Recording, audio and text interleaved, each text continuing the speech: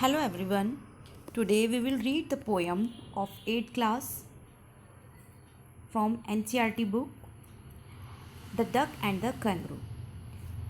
The two friends, the duck and kangaroo, are about to set out on a long pleasure trip.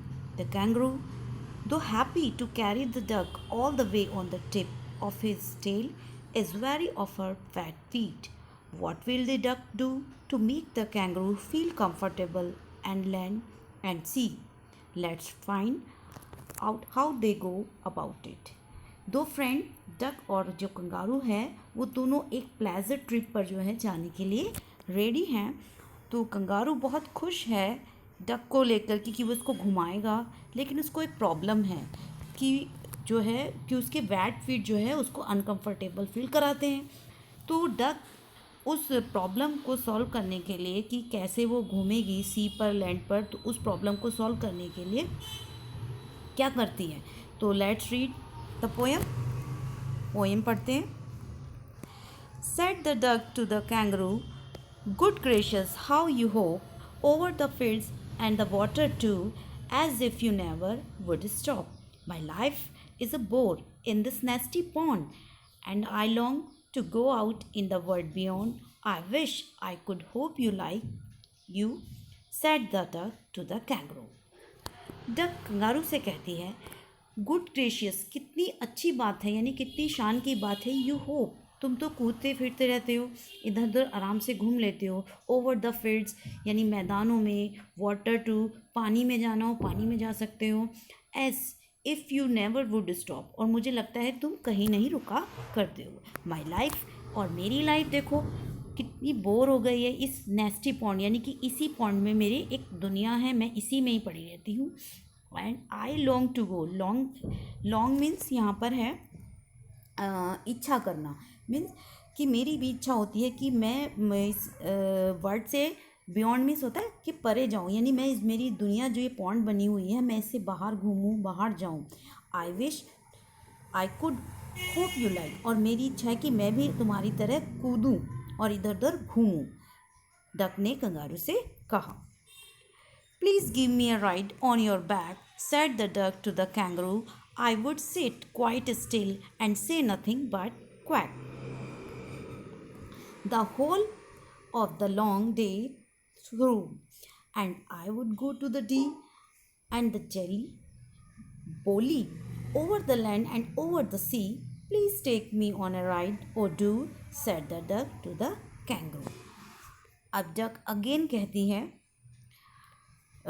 Kangaroo से बोलती है please, कि मुझे वो request करती है कि मुझे एक राइड यानी एक बार सवारी करा दो अपनी पीठ पर। And I would sit quite, में बिल्कुल चुप बैठूंगी और सिर्फ कुछ नहीं बोलूँगी, सिर्फ क्वैक बोलूँगी। The whole of the long day, हम पूरे दिन घूमेंगे। और द डी यानी कि एक प्लेस है वहाँ जाएंगे। जैली बोली जाएंगे। ओवर द लैंड, धरती पर घूमेंगे, पूरी धरती पर घूमेंगे, सागर में घूमेंगे। Please me a ride, please मुझे एक राइड पर ले चलो। आई डू, मेरी रिक्वेस्ट है। ऐसी रिक्वेस्ट डक कंगारू से करती है। आगे क्या कहती है। The kangaroo to the duck, said the kangaroo to the duck, "This requires a little reflection. Perhaps on the whole it might bring me a luck. And there seems but one objection, which is, if you will let me speak so bold, your feet are unpleasantly wet and cold, and would probably give me the rue." Matty, said the kangaroo. अब kangaroo duck से कहता है कि this requires a little reflection, ये तो एक मतलब जो तुम्हारी इच्छा है ये मैं मतलब एक कोई बात नहीं। Perhaps on the whole it might, ये तो मेरे लिए एक लक की बात होगी कि तुम मेरे साथ चलो घूमो। बट कुछ प्रॉब्लम है, एक ऑब्जेक्शन मुझे है, विच इज़, अगर आप मुझे इजाज़त दो या आप मुझे बोलने दो मैं बोल्डली उसको बोल सकूँ। योर फीट आर अनप्लीजेंटली वेट, जो तुम्हारे अनप्लीजेंटली होता है जो मतलब अच्छे नहीं लगते। वेट मीन्स गीले, तुम्हारे जो पैर हैं वो वेट यानी गीले और ठंडे फील होंगे मुझे। And would probably give me the रू और मैटीज़, ये एक बीमारी का नाम है जो रूमेटिज्म होता है मेन नेम। इसमें जो पोइट ने क्या किया है, इसको एक राइमिंग देने के लिए वर्ड को अलग अलग कर दिया है। तो ये रूमेटिज्म वो बीमारी होती है जिससे मतलब कोल्ड के इफेक्ट से होती है और पर्सन को उसके जॉइंट में दर्द रहता है। तो एक कंगारू कहता है कि कहीं मुझे ये डिसीज़ ना हो जाए।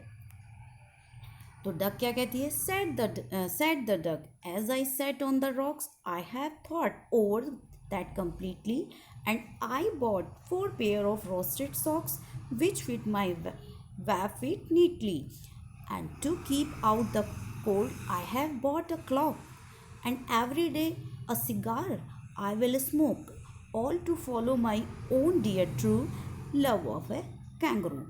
अब डक क्या कहती है, डक कहती है कि एज आई सेट ऑन, जैसे ही हम अपने यहाँ रॉक्स यानी जैसे ही हम अपने फ़न करने के लिए चलेंगे, यानी कि एंजॉय करने के लिए अपनी जर्नी को स्टार्ट कर देंगे। आई हैव थॉट, मैंने सोचा है, पूरी तरह मैंने सोच लिया है कि आई बॉट, मैंने और उसके लिए मैंने 4 पेयर्स यानी 4 जोड़ी रोस्टेड सॉक्स का मीनिंग होता है वुलन शॉक्स, कि मैंने वुलन शॉक्स खरीद लिए हैं, एंड विच फिट, जो मेरे पैरों पे मैं अच्छे से उसको पहन लूँगी, and to keep out the cold, जो कि कोल्ड से दूर रखेंगे, मतलब ठंड नहीं लगेगी। I have bought a clock, और तो मैंने एक क्लॉक यानी एक लंबा कोट भी खरीदा है।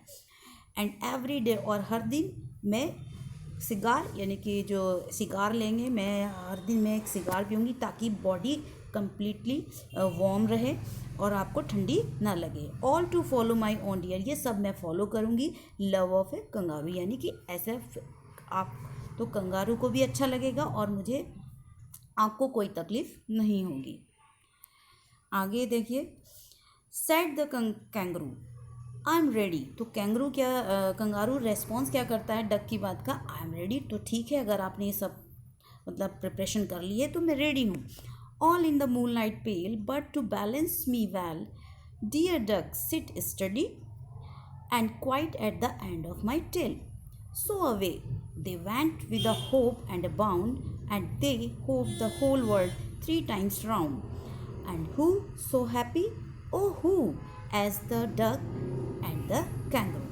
अब कंगारू कहता है, अब वो रेडी हो जाता है कि हम जब ऑल इन द मूनलाइट, जब मूनलाइट होगी तब हम अपनी जर्नी को स्टार्ट करेंगे, बट और तुम अच्छे से बैलेंस कर लेना, और डियर डक अच्छे से बैलेंस बना के बैठना प्यारी डक, और मजबूती से, स्टडी मीन्स होता है मजबूती के साथ, दृढ़ता से बैठना।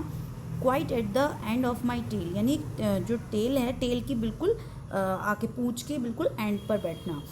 So away they went with, और तब हम एक कूद के साथ यानी कि एक जंप में जो है के साथ चलेंगे, अपनी जर्नी को स्टार्ट करेंगे। एंड दे होप, और उन्होंने जो है वह मतलब जो है वह कूदते गए और आगे बढ़ते गए, और उन्होंने इस तरह पूरी दुनिया के 3 चक्कर लगा लिए। एंड हु सो हैप्पी, अब खुश कौन है, मतलब जो वो मतलब कितने हैप्पी कौन है, हु, तो डक एंड द कंगारू, जो कि डक और कंगारू होते हैं। I hope you could understand the poem. Thanks for watching it.